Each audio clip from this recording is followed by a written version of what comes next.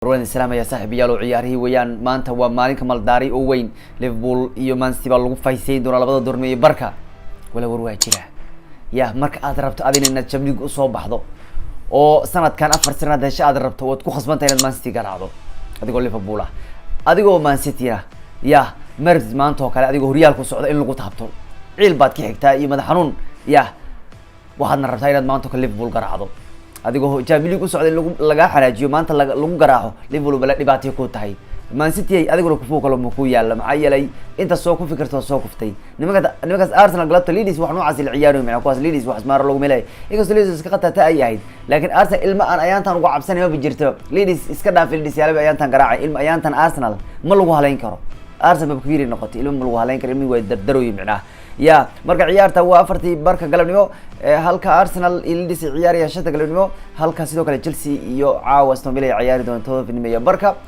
Spain Girona iyo Barcelona ba LG aan raadey iyo Barcelona ba ciyaaraya caawa 10 habeenimo Talyaaniga oo kale Inter Fiorentina ba ciyaaraya 7 finimo Juventus Verona ba waxay ciyaarayaan 10 habeenimo 4 daqiiqo waa 10 habeenimo oo ruudimay inuu ciyaarayaan ya sidoo kale ogow caawa iyana Jarmalka waxa jiri doona derbi weyn oo u dhaxeeya Bayern Munich iyo Borussia Dortmund oo inuu ciyaaraya 7 finimo barka Messi cidiisi horyaalka Beerleyda caawa kuma jiraan cidaas marka waa kaayo ciyaaraha kaayo labadan ogow Liverpool iyo Man City markay ciyaarayaan waa ka duwaya kulkooda ayaantan kulamada kale classico isku bedelay wala Liverpool season xunay qaadanayso laakiin caawa maanta kale waxaad ogtahay Liverpool series inay u ciyaari doonto wala qaran markay Man City la ciyaarayaan dagaal bay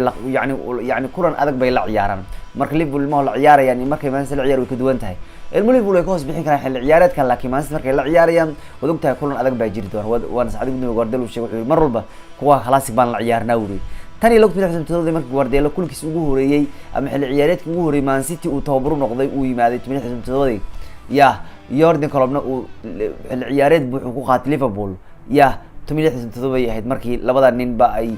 Man City iyo Liverpool lagu kala arkay wixii inta ka dambeeyay wixii markaa yani ka dambeeyay Chelsea baa xilli ciyaareedkaas horyaalka qaaday mooyaane wixii ka dambeeyay labada dhinac baa horyaalka mid kasta midba marka qaaday runtii marka waa ka tababar Guardiola ayaa hor wuxuu yiri Klopp ayaa iga dhigay yiri tababarahan maanta yani la tartanka Klopp wuxuu iga dhigay tababaro fiican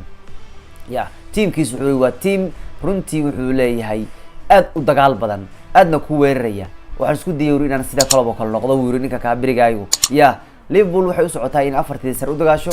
Man City waxay u socotaa in horyaalka ay difaacato season kan oo markii saddexaad ku guuleystaan laakiin waxaan ku sheegayaa maanta cabsi weeyaan kaadiyo ayaa ka dhacay maanta oo kale madax xanuun ya alla waraajiri doona Arsenal waxay chance weyn ka sugayaan Liverpool inay Man City ku fiyaan haddaba ciyaarta markay labadan u ciyaarayaan maalinka Haaland ayaa tababaru City wuxuu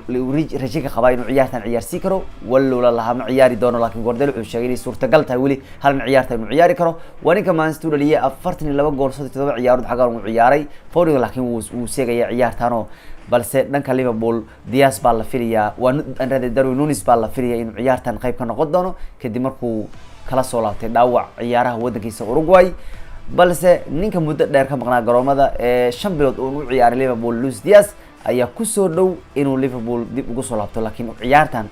aad ugu soo aad ugu dhawday macna ma ka soo gaaray ciyaarta laakiin inta ka dambeeyay uu imaan doonaa tababarka lagu arkay haddaba Liverpool garoonka Etihad ee lagu ciyaarayo maanta dhibaato uu ku yahay oo kuma soo badin karaan Liverpool ayaa hadda kor Etihad tagtay ku soo badisay 4 gool iyo gool waxay November 2015 bay ahayd waxay inta ka dambeeyay Liverpool ya halkaas mar bay Liverpool oo ay ku soo badin Etihad 13 ciyaar la soo Premier League halkaas mar bay ku soo badiyaan 5 jeer bareejo ku soo galeen halkaas 2 jeer lagu soo garaacay marka tani lagtu shantii Liverpool halkaas mar bay ku soo badiyeen halka Etihad inta kale oo lagu garaacayo marka Liverpool way ku dhibantahay gagadata wala Liverpool waxay doonaysaa maanta in Man City hore gadaal u maraan xilli ciyaareedka Premier League marka hore Man City laga badiyay xilli ciyaareedkan haddana marka la garaacan bay doonayaan war Liverpool si kasta kulmada ilmaha yar ha ku faan laakiin markay Man City la ciyaarayeen waxa weeyaan series u ciyaaraan marka sida maanta laga badiyo hore i gadaal baa loo mari doona waxay noqon doontaa markii saddexaad taariikhda Liverpool ay nimanka hore gadaal u marayaan hore waxay sidoo ugu sameeyeen 2006 iyo 2006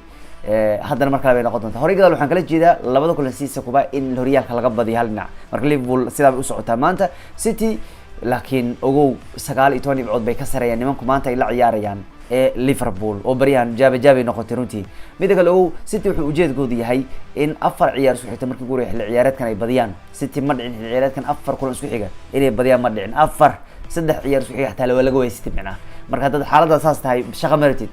halka Arsenal xilli ciyaareedkan la arkay 6 ciyaar isku xigtay inay adkaatay maantana ay doonayso markii tood xiriir inay adkaato maanta xilli ciyaareedkan waxa laga waayay xataa 3 ciyaar xiriir maalin dhow bay gaareen hadda waxay rajeynayaan markii ugu horeysay xilli ciyaareedkan 4 jeer isku xigtay inay adkaadaan haddaadan guuluhu joogteen karin meel u socoto malaha galab tahay xilli ciyaareedkan waa liitaa haddaba City laakiin xilli ciyaareedkan 2 jeer oo hore City 2 jeer oo hore oo 3 ciyaarood xilli ciyaareedkan ay soo guuleysteen marka kulanka afraad ciyaareen waa la garaacay macna sidaan oo kale waxay ku soo dhacday October markii Liverpool looga badalay Liverpool iyagoo 3 ciyaar xiriir soo adkaaday bay ahayd waan la garaacay runtii marka City mar walba waxa gaan 3 ciyaar soo adkaadaan ka afraad waa la garaacayo tan wata xilli Haaland uu 42 gool Man City xilli ciyaareedkan 37 ciyaarood kali waxa jiray ciyaartoy hal xilli ciyaareed kooxaha Premier League u dhaliyay goolasho ugu badnaa waa Ruud van Nistelrooy oo 223 Man United u dhaliyay gool gaaraya 44 gool iyo Mohamed Salah oo sidaas sameeyay waqtigiisa kooxda Liverpool 17 marka inta waa City Liverpool iyo waxa leeyahay waxay qatar ugu jirtaa 3 ciyaar isku xigta tartamada dhan in laga badiyo oo iyagoo aan wax gool lintan iyo 2009kii uguna maraysaadka kooxda ka dhisan Liverpool hadii ay maanta adkaadaan waxay noqonayaan kooxdii afaraad ee 250 ciyaarood Premier League kulmada banaan kusoo guuleystay tan iyo Manchester United Chelsea Arsenal oo kuwii ugu horeysay sameeyo kulmada banaan kulmadaas soo badiyay haddaba iska hormaanshaha labada dhinac ee Klopp iyo Guardiola Klopp wuxuu adkaaday 12 jeer 27 jeer uu ku rimaaday ninka Guardiola halka Spanish ku adkaaday waa Guardiola 9 jeer oo qura marka waxa guul badan kulankan ninka Jurgen Klopp 7 jeerna waxa la galay Barejo Diego Jota gool la'aan baa kulankan ka haysta 9 iyo 2 yani kulankan ma guud ahaanba Barejo goolka ka guuray 9 ciyaarood oo isku xiga ninkan wax gool uma dhalin Liverpool waxaana ninka kan ugu dambeysay gool uu dhaliyo Man City uu ka dhalay runtii ciyaartii 2 April 10keedii 2022 marka maanta meeshaas ciyaar baa taala oo hadii kulankan isku dhaf laga sameyn lahaa labada dhinac isku dari lahaa isku darka labada dhinac waxa lagu xushaa ciyaarto ugu badan labada dhinac kuwa fahamka fiican ku jira salaano kale hadii labadan koox isku dari lahaa Alisson oo goolka gali lahaa difaac dhan hal difaac waxa ka soo gali lahaa Robertson oo Liverpool inta kale City bay ahaan lahaayeen khadka dhexdhan waxay ahaan Man City bay ahaan lahaayeen weerarkan hal Mohamed Salah ka soo gali yani teamka ugu badan hadii la isku dhafi lahaa labadan isku dari lahaa hal team laga dhigi lahaa Man City baa qaadaleedo form haysa